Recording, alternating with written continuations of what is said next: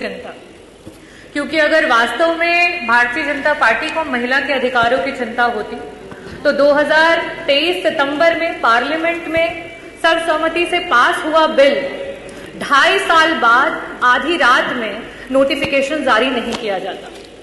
Bharatiya Janata party जिस तरीके से महिलाओं के साथ व्यवहार कर रही है वो किसी से छिपा नहीं है और आज यूपी की प्रत्येक नारी इस बात से परेशान है। मैं कुछ चंद बातों से अपनी बातों को शुरू करना चाहूंगी कि मैं यूपी की नारी हूं, बेखौफ सताई जाती हूं, राम राज्य का झांसा देके बलि चढ़ाई जाती हूं, सिंदूर कोख और इज्जत नोच जिंदा लाश बनाई जाती हूं, नकली आरक्षण का धोखा देके शतरंज नचाई जाती हूं। मैं यूपी की नारी हूं, हर रोज जलाई जाती हूं।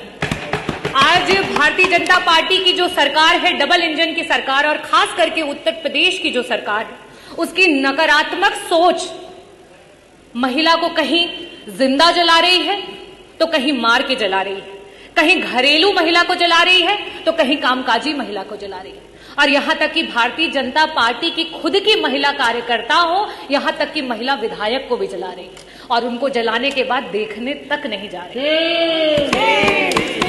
मैं पूरे सदन की तरफ से माननीय विधायक अनुपमा जायसवाल जी जल्दी स्वस्थ हों उसकी कामना करती हूं और ये भी कहना चाहती हूं कि जिस भारतीय जनता पार्टी ने उत्तर प्रदेश के पूर्व मुख्यमंत्री जी की स्वर्गीय मां को भी अपनी गंदी राजनीति में खींचने से नहीं छोड़ा, वो सबसे पहले गए, क्योंकि वो असली महिला का सम्मान जानते हैं और समाजवादी पार्टी असली महिला का सम्मान जानती है। और उसके बाद भारतीय जनता पार्टी के 2 डिप्टी सीएम उनके बाद जाते हैं अपनी महिला विधायक को देखने के लिए, और यही है आपका नारी वंदन।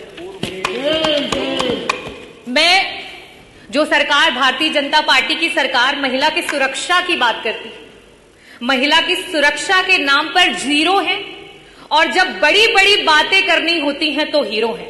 आज एनसीआरबी के आंकड़े जिस तरीके से दिखा रहे हैं, खास करके महिलाओं पे अत्याचार, महिलाओं को आए दिन किस तरीके से जलाया जा रहा है, मारा जा रहा है, सामूहिक दुष्कर्म किया जा रहा है, और आपकी सरकार जो है वो चुप है, संरक्षण दे रही है।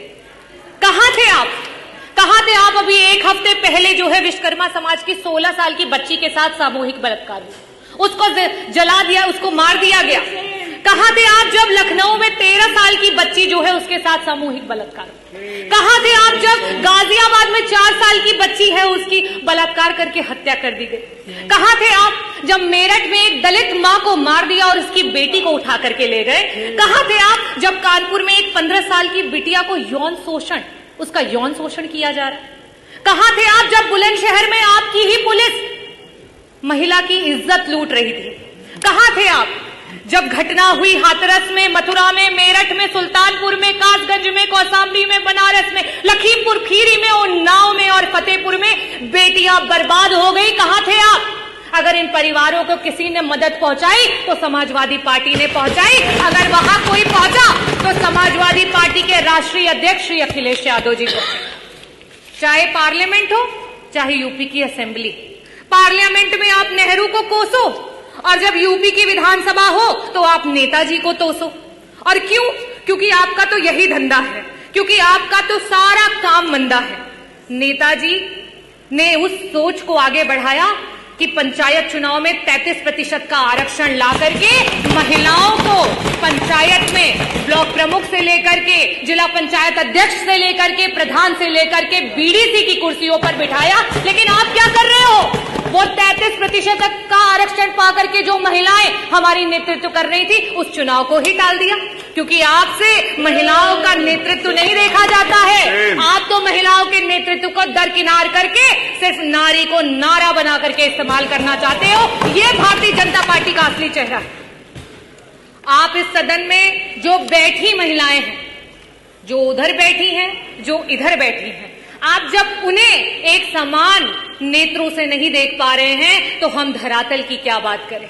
1 ट्रिलियन इकोनॉमी की बात करने वाली सरकार, और जब इसी सदन में सत्ता पक्ष और विपक्ष की महिलाओं को जिस समय त्वरित के विकास के कार्यों की निधि देने की बात होती है तो वहां पे 5-5 करोड़ की धनराशियां जाती हैं और विपक्ष की जो विधायक हैं उनके बजट काट लिए जाते हैं। क्या ये उनके विधायक क्षेत्र, विधानसभा के क्षेत्रों की आधी आबादी का अपमान नहीं है? क्या उनको विकास का अधिकार नहीं है? ये है आपका झूठा नारी वंदन और नारी अभिनंदन। और आप महिलाओं की बात करते हैं। आज रोडों पे आशाएं रो रही हैं, आज रोडों पे समूह की बहनें रो रही हैं, आज रोडों पे आंगनवाड़ी की महिलाएं रो रही हैं, आज हमारी रसोइयां रो रही हैं, आज हमारी पंचायत सहायक रो रही हैं, आज महिलाएं, जो युवा महिलाएं हैं, वो नौकरी का इंतजार करते करते रो रही हैं और आप महिला वंदन की बात करते हैं। मैं आपसे कहना चाहूंगी कि अगर आप महिलाओं को सच में आरक्षण देना चाहते हो तो आज की वर्तमान स्थिति में उत्तर प्रदेश की सदन में 403 सीटों पर आप 33 क्या 50% का आरक्षण लागू करो और पूरा समूचा विपक्ष आपके साथ खड़ा हो जाएगा। लेकिन आप तो षड्यंत्र करना चाहते हो, आप तो विधानसभाओं को तोड़ना मरोड़ना चाहते हो।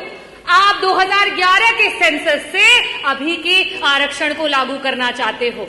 आप नियम कानून से नहीं चलना चाहते हो, आप सिर्फ और सिर्फ नारी को इस्तेमाल करके, नारा बना करके अपनी कुर्सी को हथियाना चाहते हो।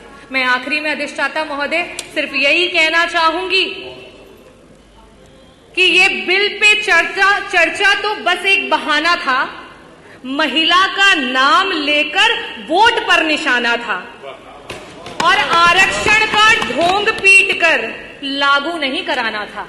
और हम समाजवादी पार्टी के लोग हमेशा से महिलाओं के हितैषी रहे हैं, महिलाओं को आगे बढ़ाने की बात करते हैं, महिलाओं की बराबरी की बात करते हैं। अगर एक दलित महिला और आदिवासी महिला को और अगड़ी महिला को अधिकार है तो एक ओबीसी समाज की महिला को भी अधिकार है, एक अल्पसंख्यक समाज की महिला को भी अधिकार है कि उच्च सदन में जाकर के बैठे।